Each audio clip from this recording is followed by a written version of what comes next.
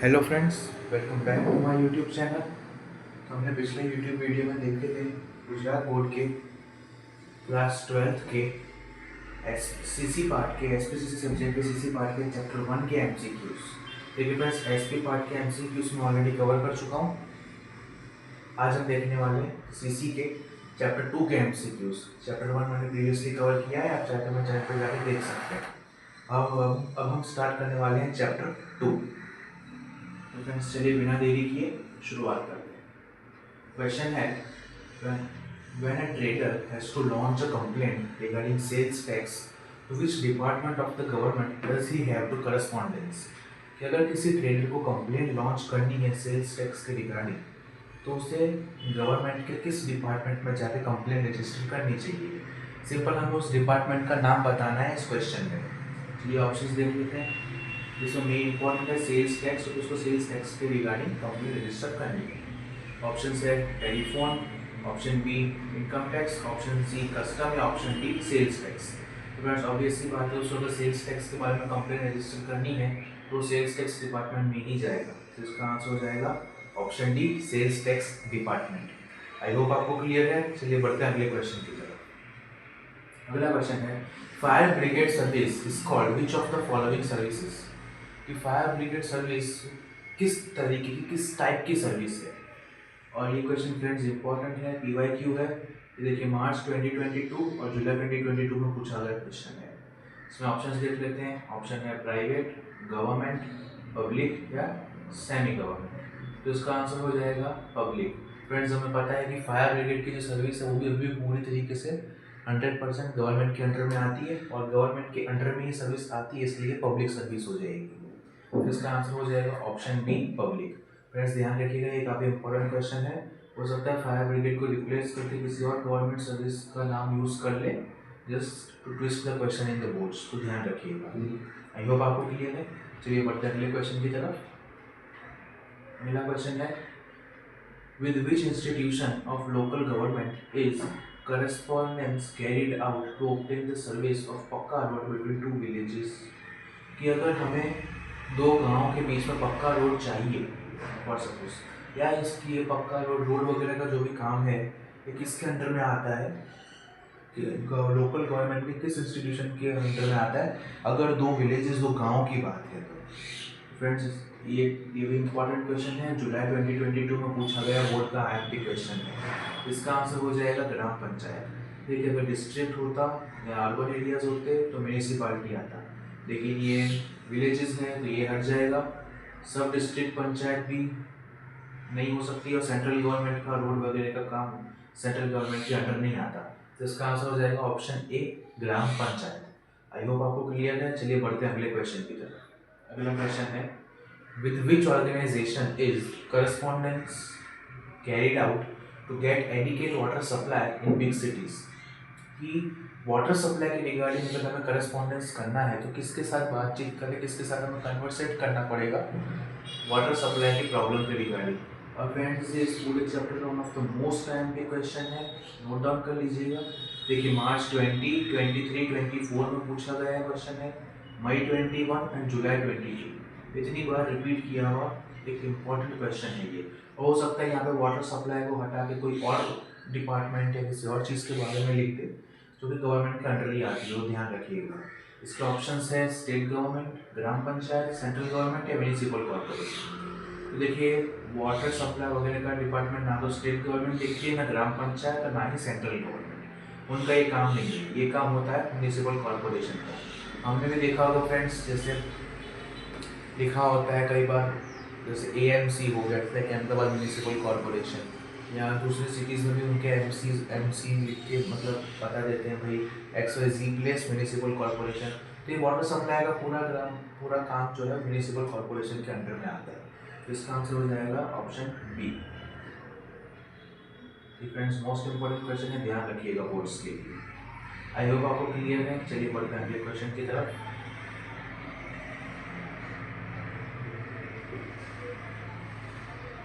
अगला क्वेश्चन है,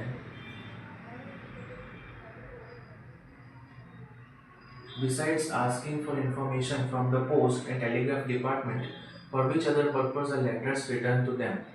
कि इंफॉर्मेशन गैदर करने के अलावा किस पर्पस के लिए लेटर्स लिखे जाते हैं। तो ऑप्शन है कंप्लेंट, परचेज, सेल या कम्युनिकेशन। इसका आंसर है कंप्लेंट। तो फ्रेंड्स हम कंप्लेंट लेटर्स ही फाइल करते हैं, कंप्लेंट लेटर्स ही लिखे जाते हैं, क्योंकि सेल्स परचेज के लिए लेटर नहीं लिखे जाते, डायरेक्ट जाके बात करते हैं। कम्युनिकेशन के लिए भी लेटर इज नॉट नेसेसरी। तो इसका आंसर हो जाएगा ऑप्शन ए कंप्लेंट। चलिए बढ़ते हैं अगले क्वेश्चन की तरफ। अगला क्वेश्चन है at present how should application be send to government department. कि अभी करंटली अगर हमें गवर्नमेंट डिपार्टमेंट को कोई भी चीज़ की एप्लीकेशन भेजनी हो तो हम कैसे भेज सकते हैं। तो ऑप्शन है personally, through speed post, online या RPAD। तो पर्सनली जाना तो कॉस्टली भी पड़ जाएगा और टाइम कंज्यूमिंग भी होगा, तो ये हट जाएगा।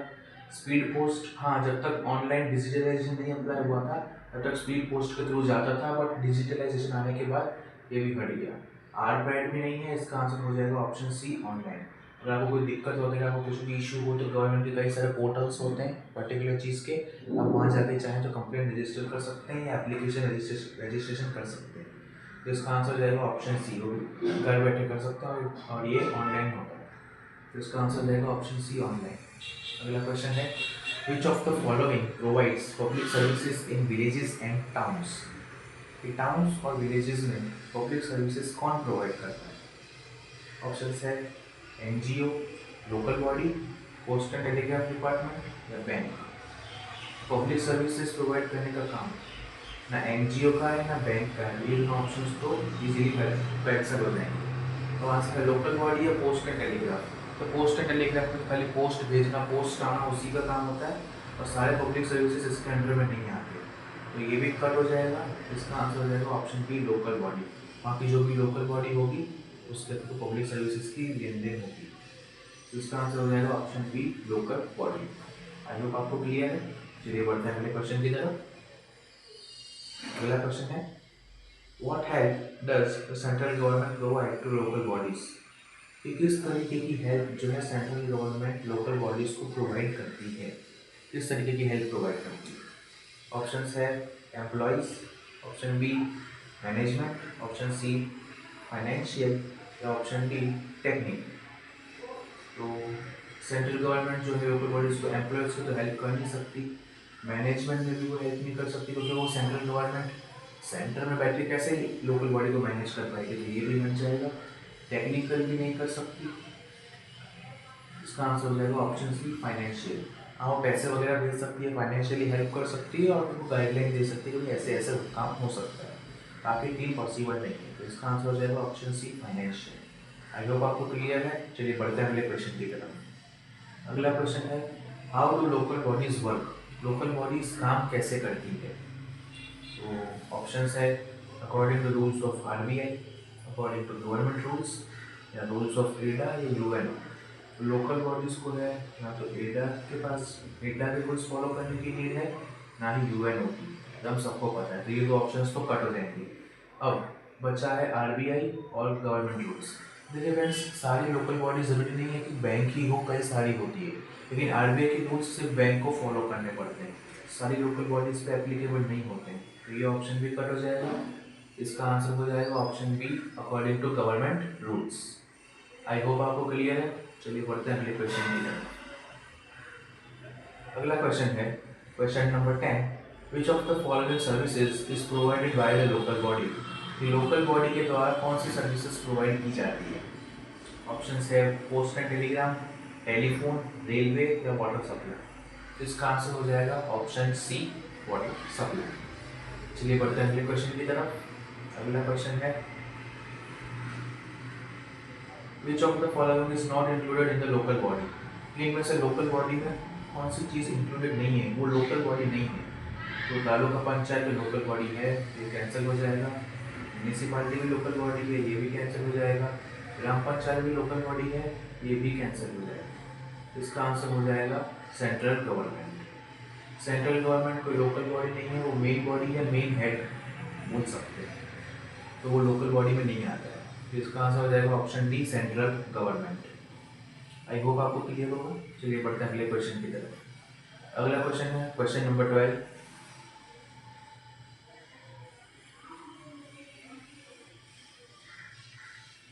विच ऑफ द फॉलोइंग इश्यूज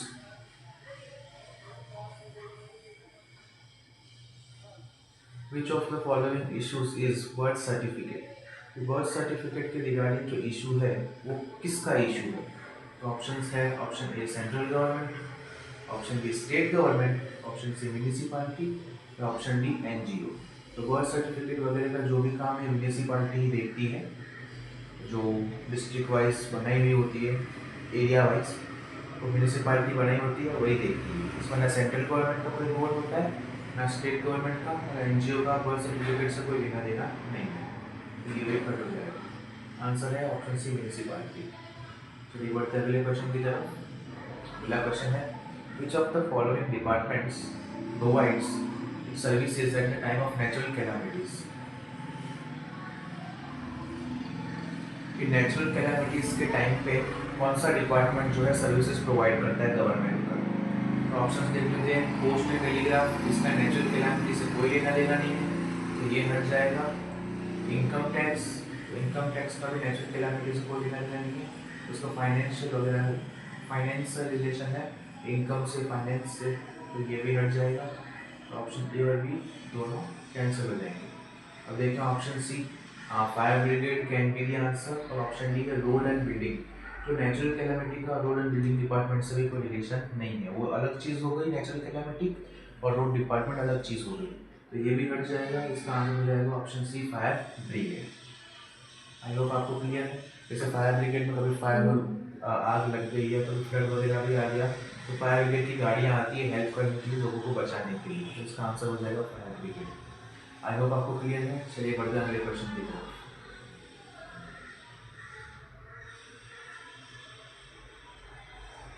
अगला क्वेश्चन है व्हाट इज कंपल्सरी टू पे इनकम टैक्स। इनकम टैक्स पे करने के लिए कौन सी चीज कंपल्सरी है? ऑप्शंस देख लेते हैं।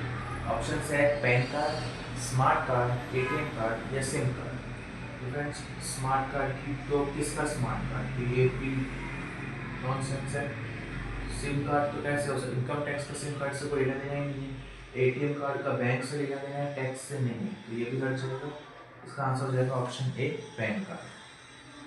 पैन को फुल फॉर्म होता है परमानेंट अकाउंट नंबर कितना, तो इसका आंसर हो जाएगा option A pan card. I hope आपको क्लियर है। चलिए बढ़ते हैं अगले क्वेश्चन की तरफ। अगला क्वेश्चन है whom will you write a complaint letter to if you are facing difficulties due to encroachment of carts and hawkers on roads of your city। तो कार्ड्स एंड ऑफर्स के रिगार्डिंग आपको कोई भी दिक्कत आ रही है तो आप किसे लेटर लिखेंगे?